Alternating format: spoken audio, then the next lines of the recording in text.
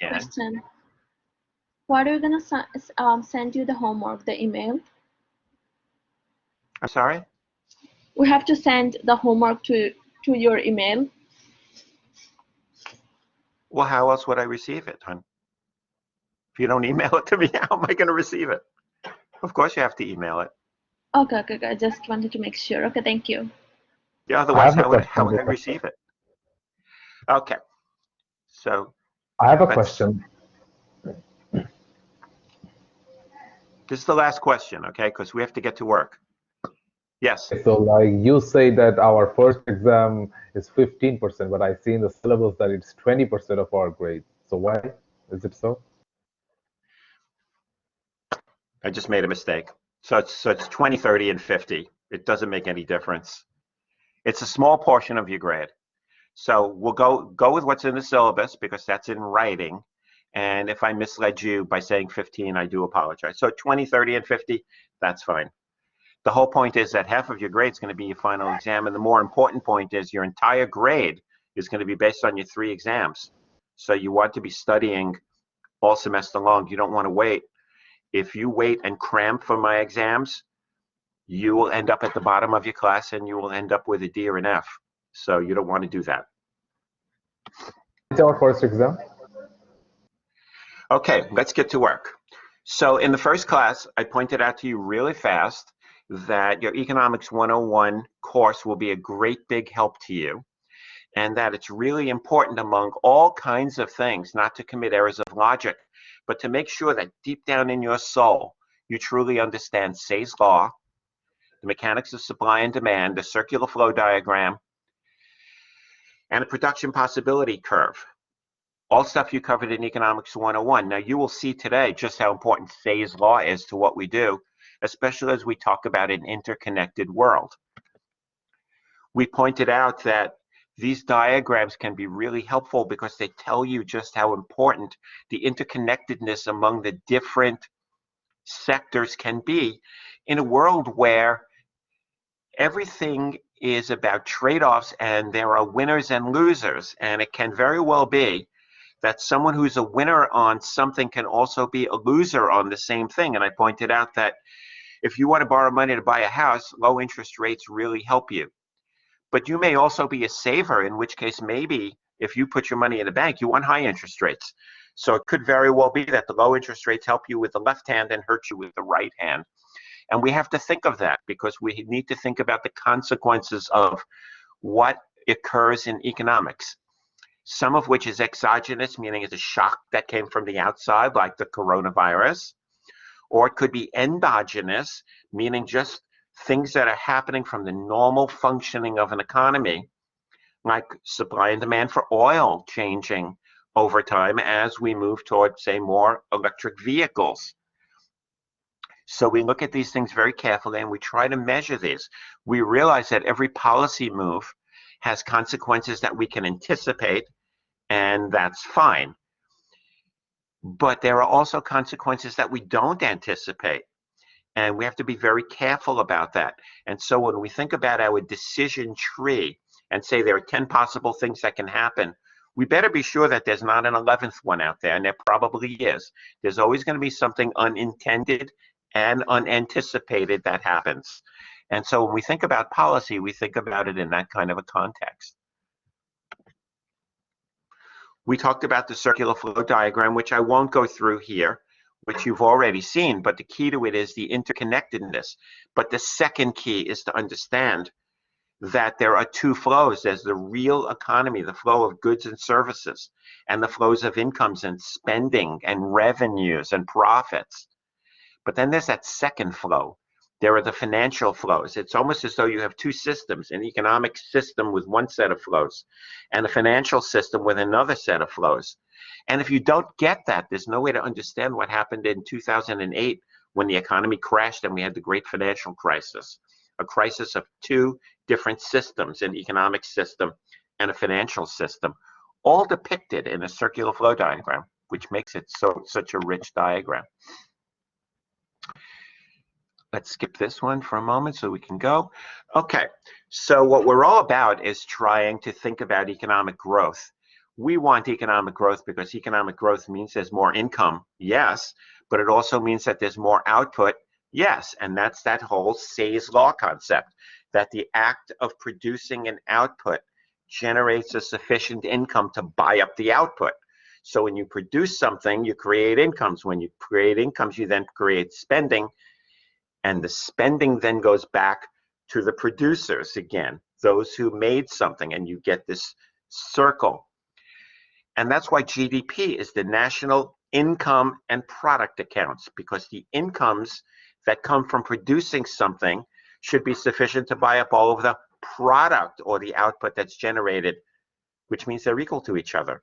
So national income and national output are identical, and that's what you see in GDP accounts. We'll get to that in a moment. Economic growth really began to accelerate in the US and really globally, really after World War II, when suddenly we began to really figure out the essence of what makes economies grow, and basically to come up with a set of economic theories that would be consistent with that. So roughly around that time, it became clear that every country in the world that mattered from an economic perspective, and I'm being careful here because these are not the communist countries, accepted Keynesian economics, a set of economic theories that said you have to control aggregate demand in order to make an economy grow. And once we mastered that, wow, everything began to take off. But there was more to it. Demographics mattered. We had a baby boom. I'm part of the baby boom generation. More people means you need more output. And if you have more output, you're creating more income. So that certainly helped. Then we had the suburbanization of the large countries. You know, the big suburban move in the US began shortly after World War II.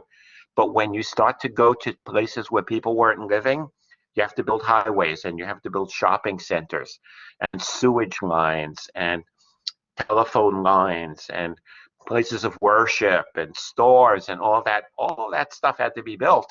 It created a massive amount of economic growth. So that's consistent. Then populations moved. Populations moved from the Northeast and the Midwest to the Southeast and the Southwest.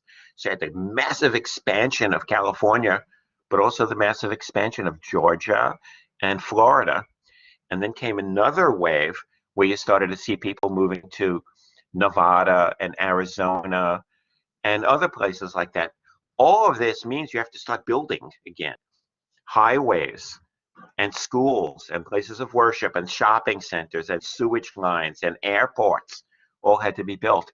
That's why you see that. And that kind of phenomenon created a massive middle class. And if we look at what's happening in the world in 2021, really the story of global economic growth is the massive expansion of the middle class in China, in Indonesia, in India, in Philippines, in South Korea, in parts of Latin America, especially Mexico.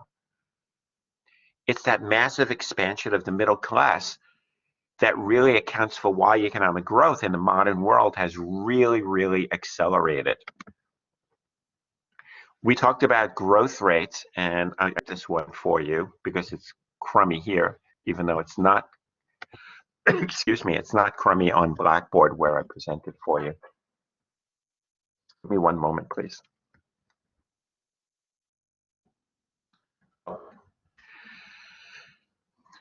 We're interested in growth because we have a growing population. We want to have real economic growth. Just bear with me for another moment, if you would.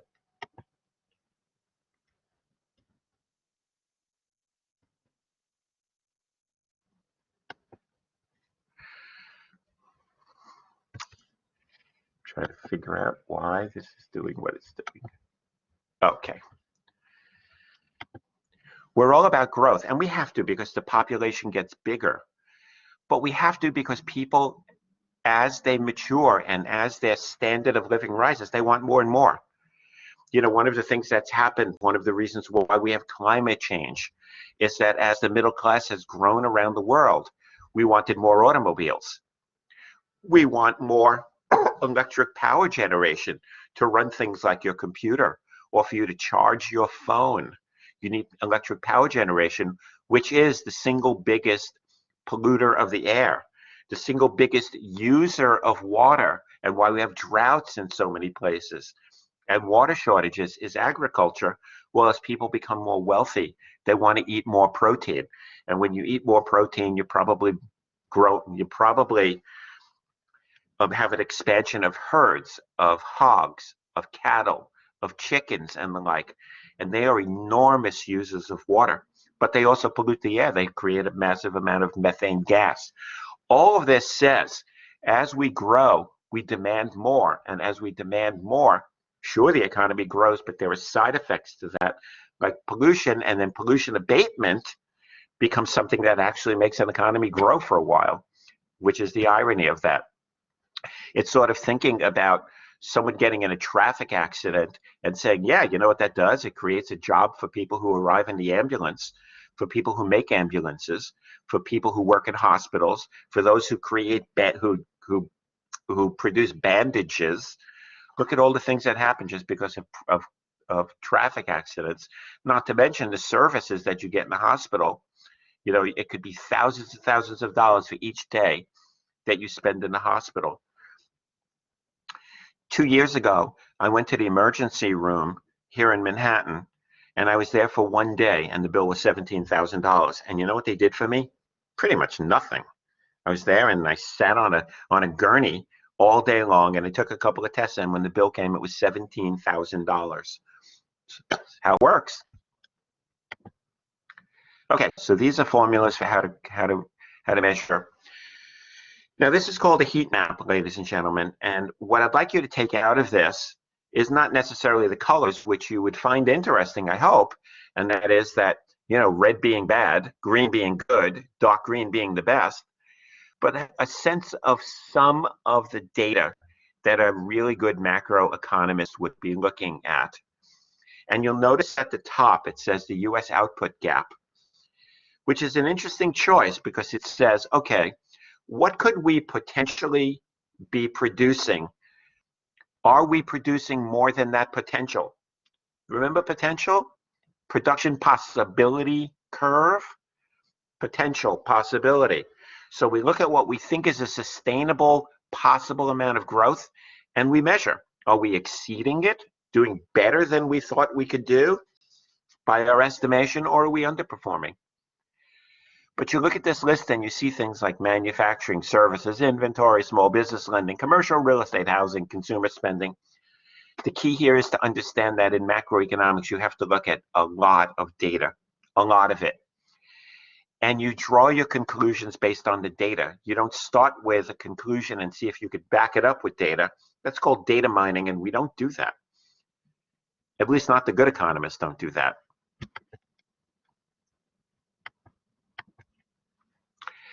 So this is a look at some of the fiscal stimulus stuff, and you can see the huge surge in the personal savings rate that you got sort of toward the middle of 2020. Now remember, personal savings is you take disposable income minus personal income minus taxes. That's disposable, and the portion of it that's not spent is your savings rate. So it's the portion of disposable income, personal income minus taxes. It could either be spent or not spent. The portion that's not spent, and you can see how it jumped up. But what I pay attention to is that sometime around 2005, as you look at that chart on the left, the personal savings rate hit its bottom. And it's been creeping up since then. And what that's saying to me is that either by choice or because people just have more money than they had before, for whatever reason, on the whole, people are saving more of their disposable income. And one of the issues now in deciding, as Congress decides what the next stimulus package will be, is they're looking at this and they're saying it's ridiculous to have another stimulus package. People are saving a lot. If they're saving, it means they don't need to be spending it. If they were spending it, you know, if that savings rate were down as low as it was in 2005, down at 1 or 2 percentage points, that's one thing, but they're not. People are saving. They have very, very high saving rates. Why do we want to give more money to people so that they could save it, put it in the stock market? We're trying to stimulate an economy. Why would we do that?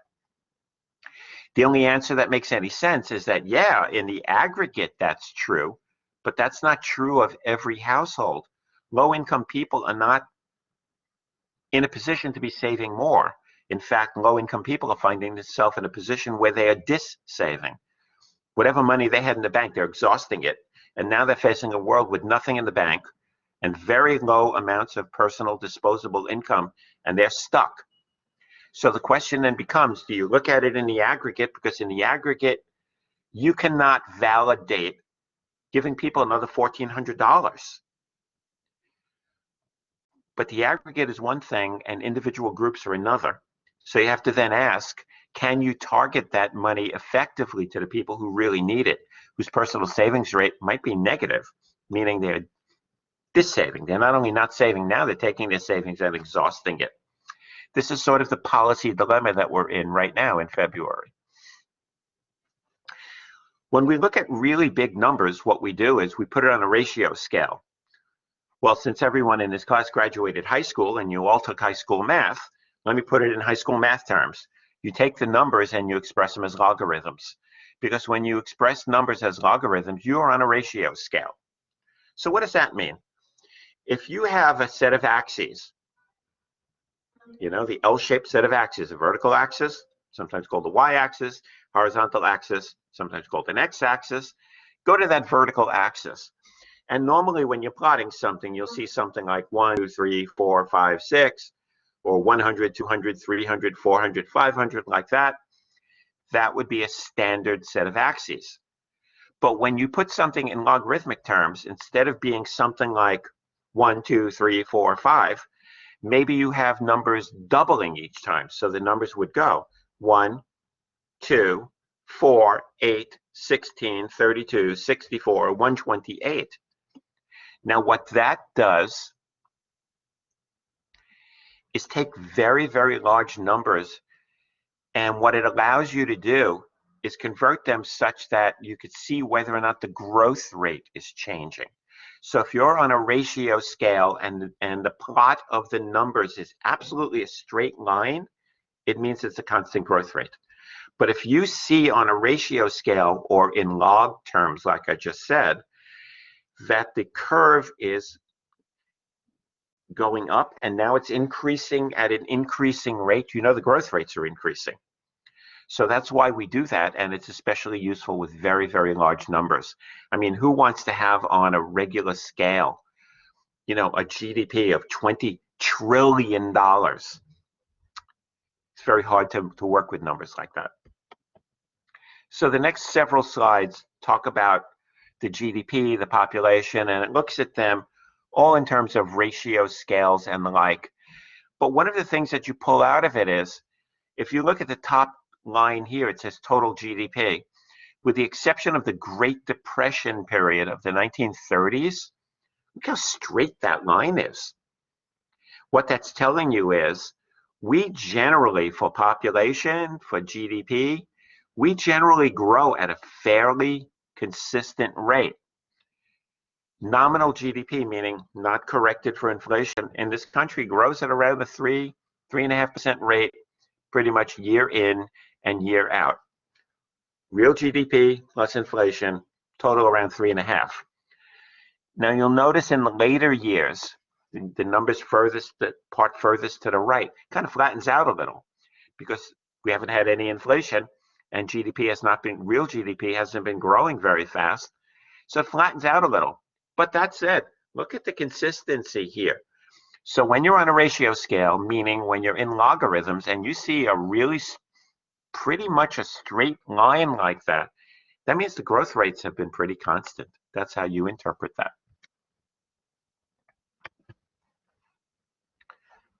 What you want to point out here is GDP per capita, but two examples you want to look at really carefully.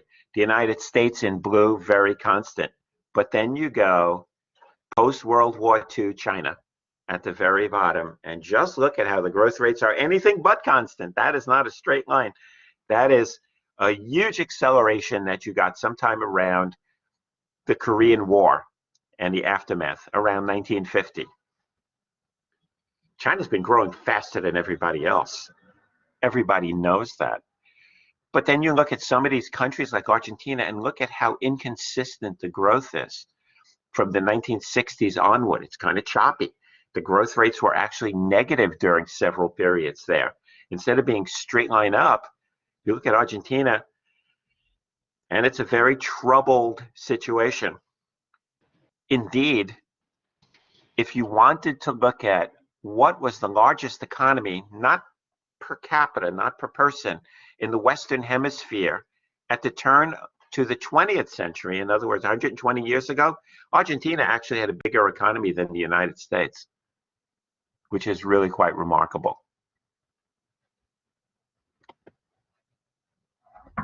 Why do we want growth? Because growth is associated with a lot of good stuff. But with growth comes environmental problems, and as we know, income inequality, and the loss of certain types of jobs. Listen, ladies and gentlemen, you're in the midst of the greatest industrial revolution the world has ever seen. Let me repeat that. You're in the midst of the greatest industrial revolution the world has ever seen. The kinds of jobs that you will enter now will not be the kinds of jobs that you will have 10 years from now. Make no mistake about it, whether it's digitalization or genomics or whatever it turns out to be, the nature of work is going to change. The nature of energy is going to change. The nature of digitalization itself is going to change. The nature of automobiles we know is going to change. You know, we talk a lot about Teslas as being a revolutionary car, but there's one thing about a Tesla is it has a kind of an ordinary battery. It has to be charged. Well, guess what? We are somewhere between 3 and 4 years, or maybe 5 years from now, from Tesla introducing a kind of car that has a self-charging battery. You won't have to go to a charging station. It will charge itself. My goodness, that will be totally revolutionary. You know what that means? You won't be limited to 300 miles or so before you have to recharge. It means you can drive limitlessly. The act of driving itself will make the battery stronger. So all of that I'm trying to get across to you is, as you proceed through your education, think about that, ladies and gentlemen, and think about the skill sets that you are developing. You know, in the end, no one's going to really care if you could define, you know, what is the definition of disposable income? No one's going to care if you could do that. You know what they're going to care about? Can you take a data set, a massive data set, and calculate for a specific demographic group certain characteristics of that group that bear upon their personal income? Data management, website management, artificial intelligence, machine learning are all the kinds of things that you should be focusing on, because that's where the jobs are going to be. But that's what happens when you have economic growth. And you know what that's going to mean? A whole lot of jobs that are out there now are going to disappear. If you think, those of you who are, say, roughly 20 years old, to pick a round number, if you think that your children are going to go to college in the same way you are, that ain't happening. The Queens College campus, as you know it, 20 years from now, will not exist. Now, the campus will be there, the buildings will be there, but what happens on that campus will not be what's happening now. And the failure to understand that has enormous implications for your careers. And indeed, since I'm an investment strategist and I do asset allocation and the like, you better think about that in terms of your investments as well. So failure to understand that and invest according to that will result in, you know, mediocrity for you in sort of a financial sense. Sustained growth over the long time, what it really takes are things we will be discussing, especially in our next class, and that is it takes a high quality and a large labor force, a high quality and a large amount of capital equipment, high quality and extensive infrastructure. You know, you see it on TV all the time. You hear about 5G technology. 5G technology is going to make Wi-Fi obsolete within the next year. So you look at that and you say, got to understand that. So these are the kinds of things that make economies grow. Large labor forces that are great, large amounts of capital that are great, a lot of infrastructure that is great. You put that all together and your economy is going to grow. And those countries that have those things and make those things better and better over time are the ones that are going to grow. It is no accident that we came up with a COVID vaccine in months, something that in previous generations took years, if not decades. We did it in months. You know why? Because we had artificial intelligence and machine learning, and we had other technologies like the ability to break down the genome that just made it possible for Moderna and for Pfizer to come up with a vaccine. If we couldn't break down the genome, there'd be no possible way that we could have come up with these vaccines. 10 years ago, none of my students even heard the word genome. They didn't even know what I was talking about. So let me skip this in the interest of time.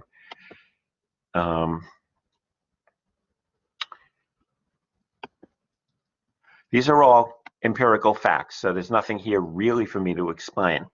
So when you took Economics 101, you did, of course, study GDP. So you know what GDP is. It's the total dollar value of all final goods and services produced in a calendar quarter at an annual rate, seasonally adjusted. It's based on market values. So what does that mean? If you're selling an IBM computer and you sell it for $10,000, $10,000 goes into the GDP. We don't count the components of the computer, just the computer.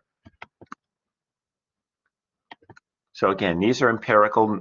These are just for your enrichment. This just gives you some numbers, so I will skip them.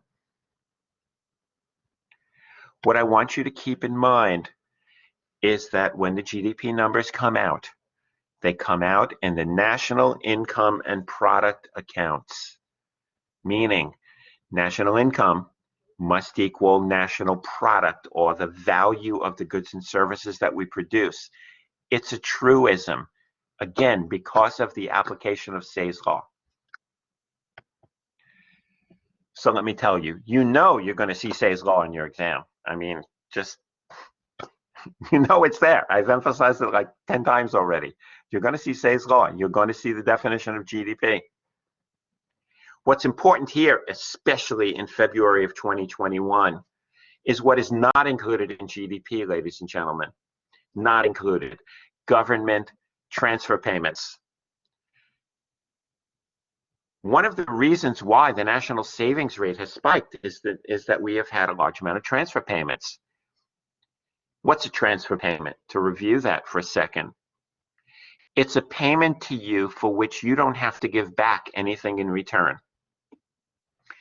The government, yes, like the stimulus checks, yes. I'm a government employee at this moment. I'm an employee of the state of New York.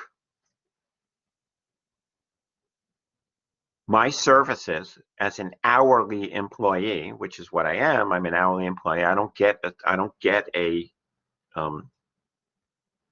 salary. I'm an hourly employee. Is not a transfer payment.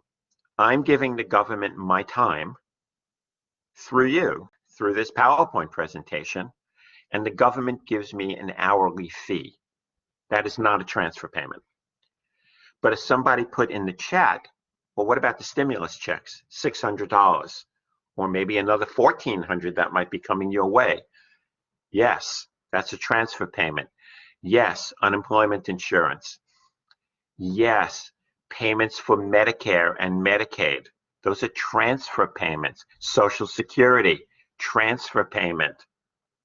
They're not counted in the GDP because there's no output. You see, GDP is counting the incomes generated from the production of an output.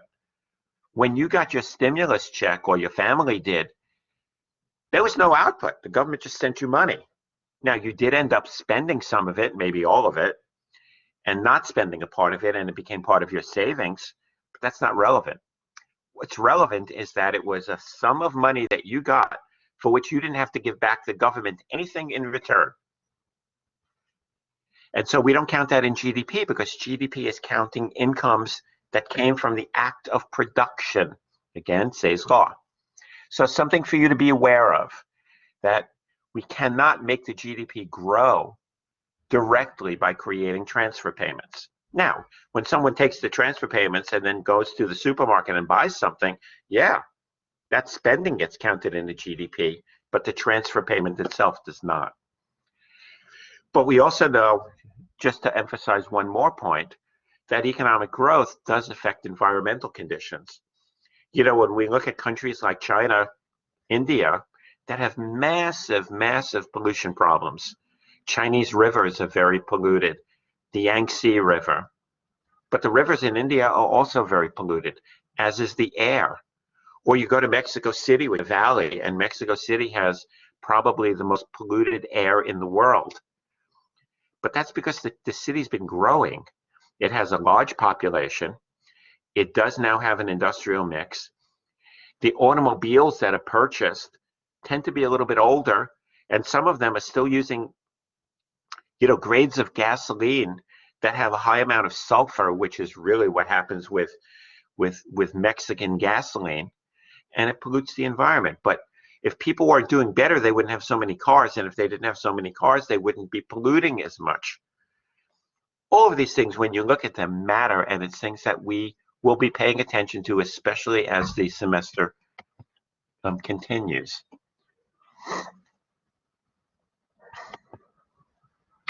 So again, I'm going to skip the empirical stuff so we could get to things that are important. So I took this from the GDP accounts, from the national income and product accounts. Now, if you want to see these numbers, which come out 3 times for each quarter, so you get a preliminary number, then you get an intermediate number, and you get a final number, you go to BEA, as in Bureau of Economic Analysis.gov. So it's bea.gov, and you will see these tables. And what I'd like you to pay attention to, now I'm not going to go over the data now, but what I'd like you to pay attention to is, exactly what you learned in Economics 101. GDP is personal consumption expenditures. You probably saw C. Gross private domestic investment, government spending, and direct investment. And within consumption, you see durable goods consumption, non-durable goods consumption, and services consumption. And what you should be looking at here is how they break down. And you'll notice that services are by far the most that we buy. And that makes a big difference, because think about the pandemic. Look what shut down. The services shut down, ladies and gentlemen. Manufacturing plants, a lot of them stayed open. But it was the services. People didn't go to hairstylists. People weren't going to work, so they didn't have their dry cleaning done as often. They didn't go to restaurants. They didn't go on airplanes. They didn't go on subways. And so the pandemic hit the service sector so much more than it affected the goods sector. In fact, what happened was, expenditures on things like food actually went up because people were home more. So they were eating more food at home and less on the road. So maybe you went to work, and on the way to work, you stopped in Starbucks or something, and you got a cup of coffee and, I don't know, a donut or something. You weren't doing that. You were making coffee at home, and you were eating your own food. So the mix has changed. But what's important is, look at these numbers and get a sense of the proportionality. Look at how much of the GDP is personal consumption expenditures, which we know when you do the math, you can do the math easily. Just do that second line, personal consumption expenditures, and divide it by the first line and get a share of GDP, and it'll be high 60s, 2/3 of the GDP. But you should be aware that the consumer is 2/3 of the GDP. This is the kind of stuff that you take from these numbers. So play with them and see what you get with them.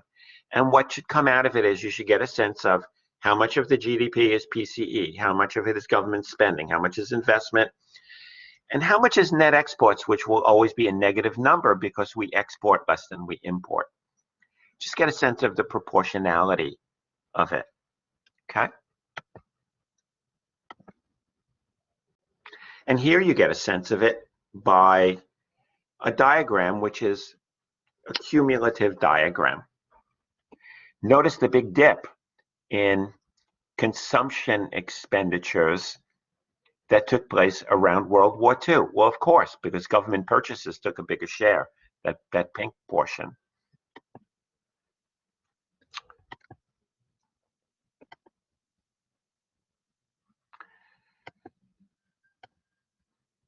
Okay, so let me just go back one.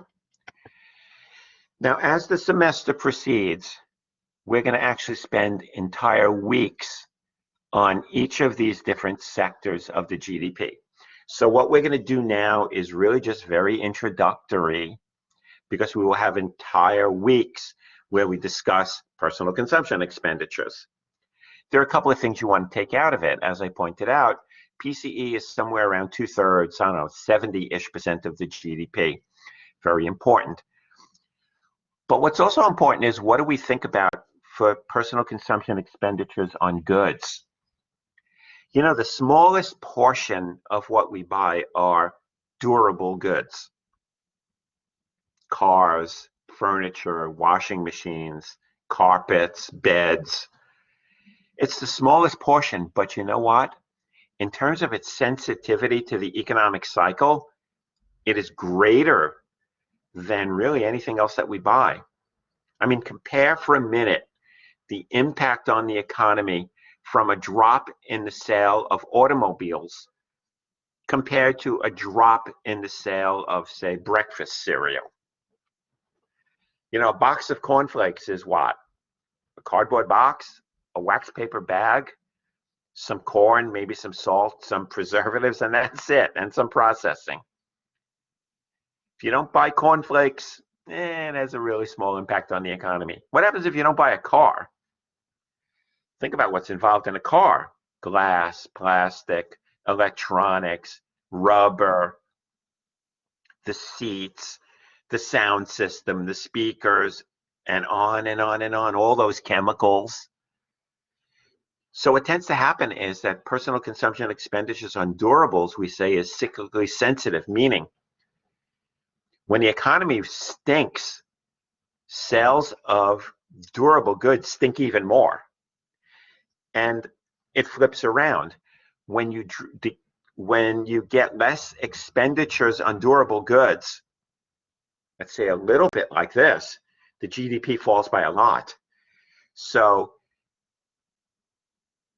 PCE on durables disproportionately is affected by the economy, and it disproportionately affects the economy. PCE on durables disproportionately is affected by and disproportionately affects the economy. Hugely important.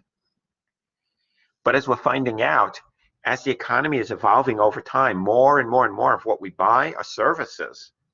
You know, think about it. You paid for your education. That's a service. Medical care is roughly a sixth of the entire economy is medical care services. You get things repaired, services.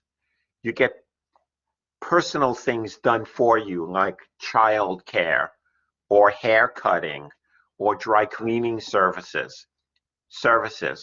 We're in tax season now. Maybe some of you are headed for accounting careers. Service. My wife is an attorney. Service. Think about all of that. You know, I remember asking my CCNY class a couple of years ago the following question. I said, how many of you aspire to work in a mine? No hands. How many of you aspire to work in a factory? No hands. I said, so effectively, every one of you wants to work in a service, whether it's a government service or a private service. You all aspire to do that because nobody is aspiring to work in a factory or a mine. I said, so maybe there's just one more thing. How many of you want to work in agriculture? Nobody. No agriculture, no mining, no manufacturing. So I said to the class, effectively what you're saying is that in July, you want to work in an air-conditioned building. And everybody smiled and everybody nodded up and down. Now that may not be true of you, but it does make the point that that's where we think the demand is. Maybe some of you want to go to Wall Street. I love working on Wall Street. I mean, it's the greatest thing that ever happened to me. The best place I ever worked was at the Federal Reserve, no doubt. But the place I've had the most fun, and the place that I would recommend that if you ever have a chance to go to Wall Street, go, because it's really a phenomenal environment in which to work. It's a service. We call it financial services. And by the way, everybody there is not Gordon Gekko, okay? What I found on Wall Street is that the level of ethics was as high as it was at the Fed. Truly, absolutely true. Okay, so I guess I've made my point about PCE. Investment is pretty much the same kind of a story, ladies and gentlemen. It takes many different forms, as you can see, but what's important here is that it too is cyclically sensitive. When we are investing, when we are buying equipment, and when we are building structures and the like, the economy grows faster. But when the economy is struggling, investment drops more than the economy drops. So it is cyclically sensitive, meaning investment disproportionately affects the economy, and investment is disproportionately affected by the economy. For now, in our first week, that's really about all I'd like you to know. Government spending, this is controversial, man. You're into the political world. You talk about government, you're in the political world. And I pointed out to you in the last class, our course is about economics, finance, politics, and business. Politics, politics, politics. That stimulus package, how much direct government expenditure we're going to get on infrastructure, which the Biden administration wants to do, how much of it will be transfers, what the states and localities do, how much of it will be non-defense spending, how much of it will be defense spending and homeland security spending. These make the economy grow, not the transfer payments per se. The spending of the transfer payments make the economy grow. But all that other stuff, very, very important. And they provide jobs for people like my wife who works for the government, or people like me right now who is working for the government. So it creates jobs. And net exports. I mean, think about what the Trump administration did in terms of tariffs and trying to block us or discourage us from bringing in goods and services from countries that had, let's say, a different point of view on economics and politics and human rights and the like than the United States. So the imposition of high tariffs against the Chinese. But we've had tariffs on all kinds of things from the beginning. You can't import tobacco into the United States. You can't import sugar beets into the United States. But the point here is that the United States always imports more than it exports. That in general, ladies and gentlemen, is not a sign of weakness. It is a sign of strength. Let me say it again. The fact that we import more than we export is a sign of strength. How do I mean that?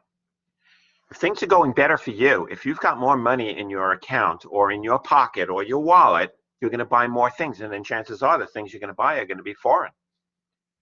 The clothing that you're wearing right now probably was not produced in the United States. The shoes that you're wearing right now probably were not produced in the United States. Maybe the boots that you wore as you crossed the street today were not produced in the United States. But you bought them anyway because they were the ones that you saw, that you liked, and that you wanted, and you could afford. Well, what about our exports? Well, you know what? Maybe we're doing better than people abroad, and they just don't have the money to buy the things that we produce here in the same quantity. So we produce a lot of really good stuff here. You know, we produce, say, a Ford F-150, which is the highest selling vehicle in the United States. But that's an expensive car for someone maybe in Belgium or France or South Korea, and they just can't afford to buy our stuff. So it's not that something is wrong when you see net exports in negative. It could very well be a sign that relative to our trading partners, we're stronger. So we buy more of their stuff than they buy of ours. So I'm going to skip this because you know this. Go on to, let me just go back one.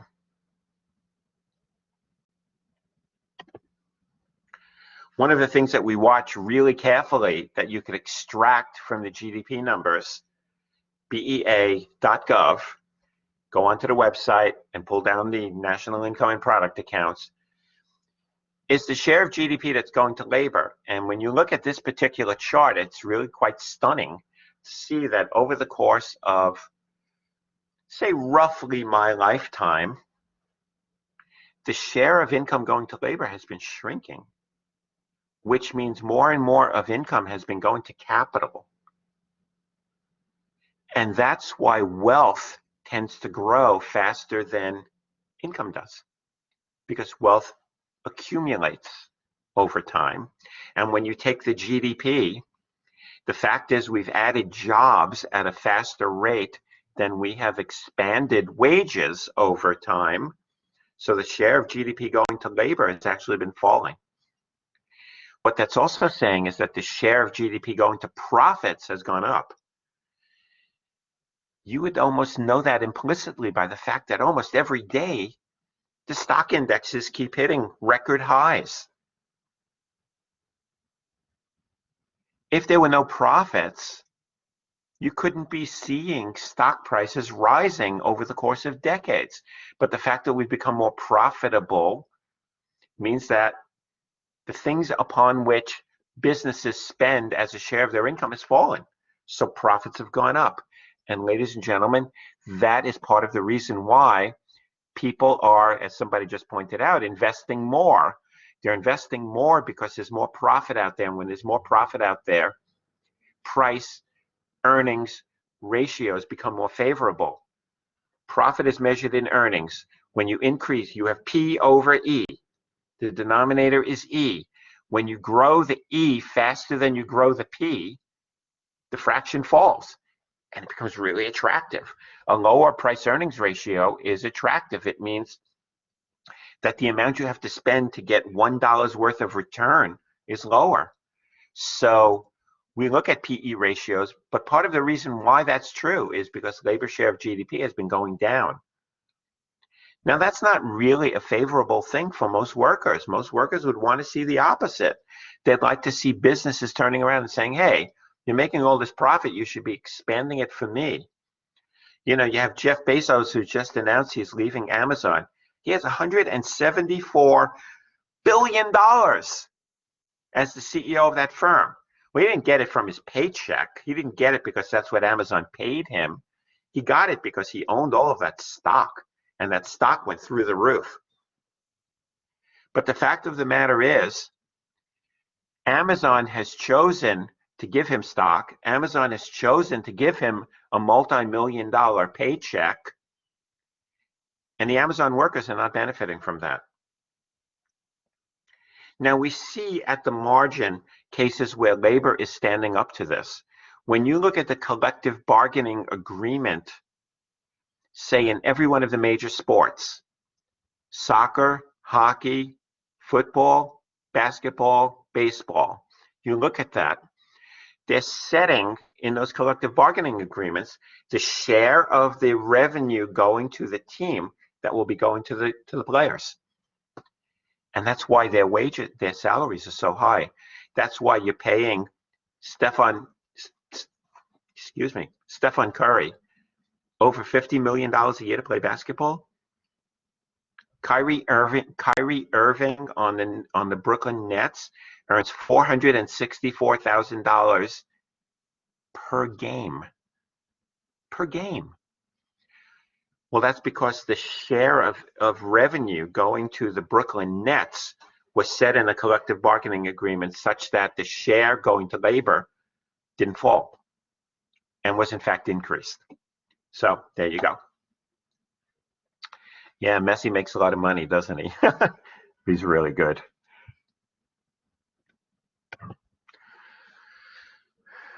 When I signed a contract in 1968 to play minor league baseball, I got $600 a month, ladies and gentlemen. I was in heaven. $600 a month and $30 a day for meal money. Oh, it was wonderful. Okay, so what's very important to us as we go forward is to think of things in terms of nominal variables and real or constant dollar variables. When we talk about real economic growth, we're talking about the GDP adjusted for inflation. And here's the key. This is something that I go over this in several slides that come, but we don't have time to go over every slide, so here's the point. Think about it for a minute, and I hope that you remember this. When you took high school math, and maybe some of you have taken college math, and you converted data to logarithms, so let's say you had the variable x, and now you converted it to the log of x. And you had the variable x times y.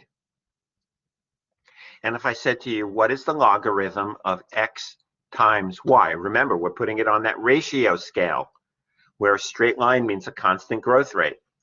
The logarithm of x times y is the log of x plus the log of y. And why do I mention that to you? Because if you look at nominal GDP and you look at its growth rate, it is the growth rate of real GDP plus the growth rate of prices, which we call inflation.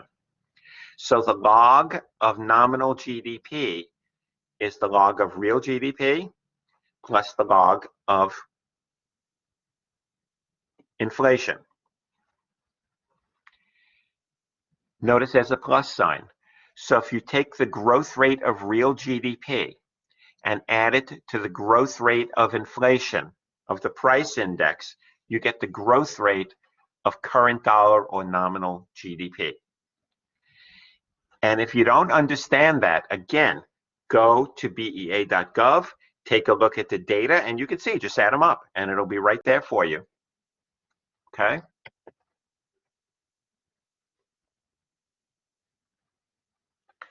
So nominal GDP is the price level times real GDP.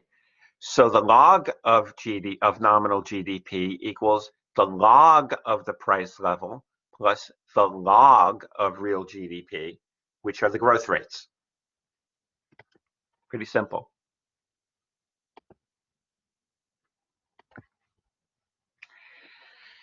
When we talk about the GDP accounts and we talk about inflation, we use something called the implicit price deflator.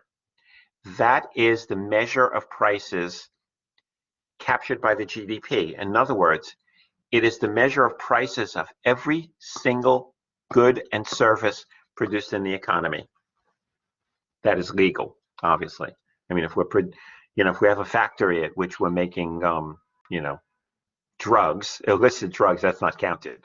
But you take every single thing, every good and service that we produce that gets counted in the GDP, you look at the price level today and the price level tomorrow. That's what's being shown here in this implicit price deflator. So the change in the implicit price deflator, or its growth rate, plus the change in real GDP equals the change in nominal GDP.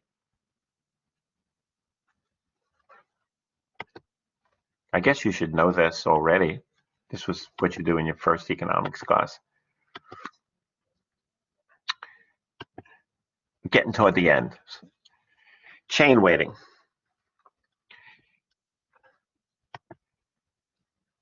One of the things that we pay attention to is the fact that over time, you could be comparing the price or the output of a product, but the product changes. I mean, think of for a minute what an animated movie might have looked like in 1990, before most of you were born, compared to what an animated movie looks like now. I mean, it almost doesn't even look like the same thing. So yeah, we call them animated movies, but the quality level has really changed. We try to account for that in our price indexes, and we use two different price index. One is called the L'Esper's, the other is called the PASH price index. And they just vary in terms of how you make the comparison. Do we measure everything in terms of today's prices as we look back at history? In other words, you want to compare something in 2021 to the year, say 2000. So we say, okay, in 2021, it costs $1. What did it cost in the year 2000? It cost 87 cents. Okay. You're looking backwards. Or do you want to say, in the year 2000, something cost $1, and in 2021, it costs $1.17. Where are you putting the base? Are you starting from 2021 and looking backwards? So it's $1 now. Back then, it was 87 cents. Or back then, it was $1, and now it's $1.17. It makes a small difference in how you measure growth rates when you do that. And because it makes a small difference, what we do is we calculate both ways. We calculate inflation or the growth in the price index using the two different bases, and we average them together. And ladies and gentlemen, that's what chain weighting is. I point that out to you because that's a phenomenon really of your generation, really of the last 20 years or so. So let me just skip ahead.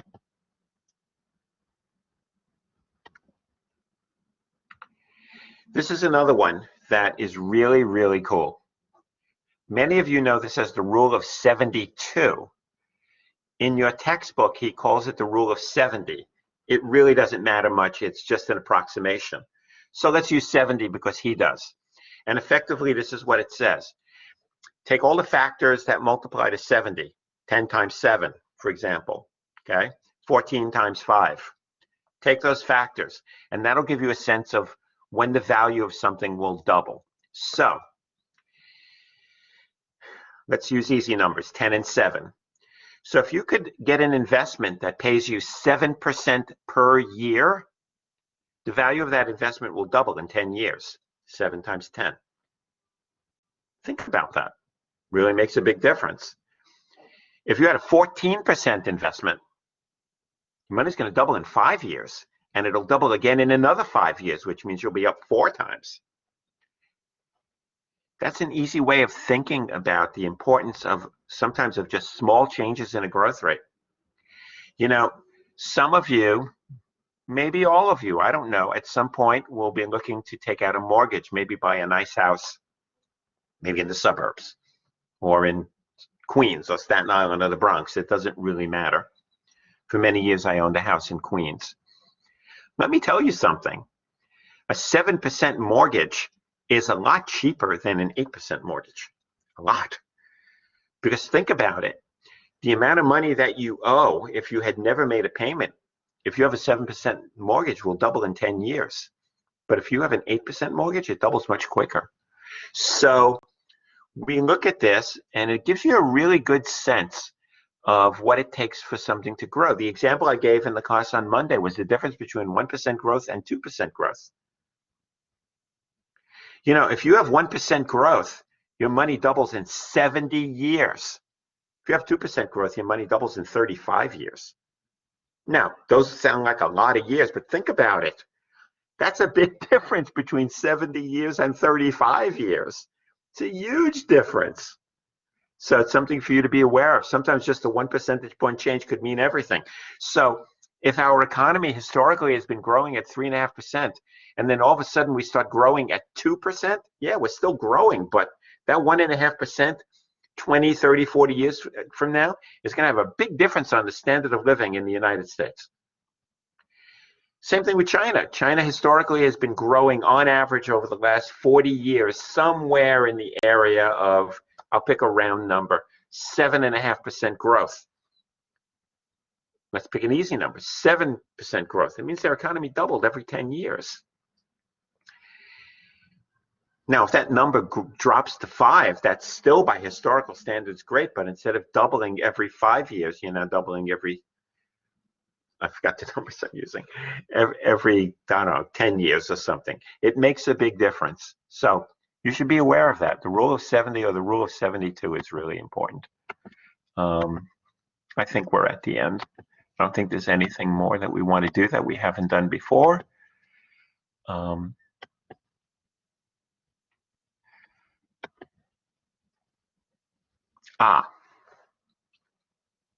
Let's end with this note. We look a lot at growth rates across countries, and you've already, oh, it's 12 o'clock, so this will really be my last point. And we'll start with this actually on Monday. Last point. I've already mentioned China a number of different times, but make no mistake about it, it's really hard to compare countries. China has 1.4 billion people, so say 1,400,000,000. We don't even have the 400 billion here. There are way more people in China. That has an impact on growth. We have an old economy in the sense that our infrastructure was put into place. Just think of our subways. How old is our subway? When you're building new cities, that's very, very different. Our economic system is different. Our political system is different. Our rule of law is different. Our cultures are different. All of these things tell you it makes it really hard to make comparisons. You know, the country that's closest to us, if you were going to make comparisons, would be Canada. But Canada is nothing like us. The Canadian economy is really focused, for the most part, on 3 provinces. It's Quebec, it's Ontario, and it's Alberta, where they have oil. The rest of it, it's agriculture, man. You go to Saskatchewan, Manitoba, those are farmlands. So as similar as the Canadians are to us, very hard to make comparisons. But we do it because it gives us a sense of at least some kind of a ranking as to how we're performing. So I will stop here. We will start to look at the most important of the growth models. So we will be jumping in with 2 feet into something relatively complicated. So I heartily recommend you use your textbook to read about the SOLO, S-O-L-O-W, named for Robert Solow, a Nobel Prize winner, the SOLO growth model. It is something that we will carry with us through the remainder of the semester in many different ways, and it's interesting. I know last semester my students really liked doing the SOLO model. So I wish you all a very happy rest of the week. Let's go Bucks. Hope we win the Super Bowl. And I'll talk to you again on Monday. I have a question. Bye-bye, everybody. I have a question, Professor. Yes, sir. Okay, so when are we having our first exam? It's in the syllabus. Just take a look at the syllabus. Do we have any homework due on Monday? Pardon me? Do we have any homework due on Monday? We will be going over the homework on Wednesday. So we have any homework due Okay. on Monday or no? You should continue to do homework, yes. Okay, perfect. Thank You you. should do homework every week. You should be doing your homework.